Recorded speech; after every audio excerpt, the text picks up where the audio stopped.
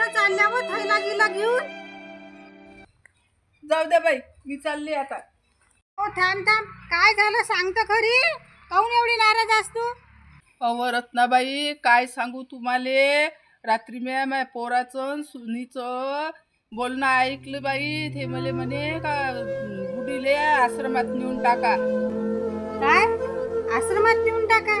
अरे अरे, काय बाई हे आजकालचे पोरं जराही मायबापाचं सण करत नाही.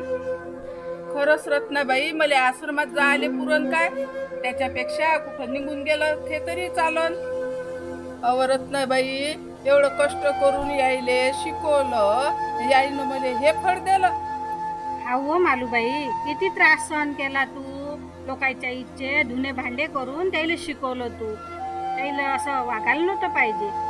पाय बरं रत्नाबाई, आपण लेकरायले लायण्याचं मोठं करतो, शिकवतो, सारं करतो, त्याचे लग्न करून देतो, आणि मग लग्न झाल्यावर ते बायकोच्याच मनानं ऐकते तर मले म्हणते आश्रमात जाय. हो, बायकोचं ऐकावं लागते, पण आईची पण तेवढीच इज्जत करावी लागते ना. असं बोलणं चांगलं नाही बाई. जाऊ देव बाई, कुठे जातो आता मी निघून. मालूबाई, थांबा, इकडे इकडे या. जाऊ द्या ना बाई मले. काय म्हणता? अहो मालूबाई, तुम्ही माझ्या इथं काम कराल का? माझ्या इथं कामवालीची गरज आहे.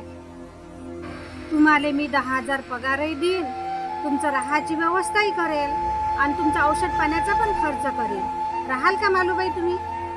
खरंच का बाई? तुम्ही ठेवान का मले तुमच्या घरी कामाले? हो हो, करशील ना तू काम?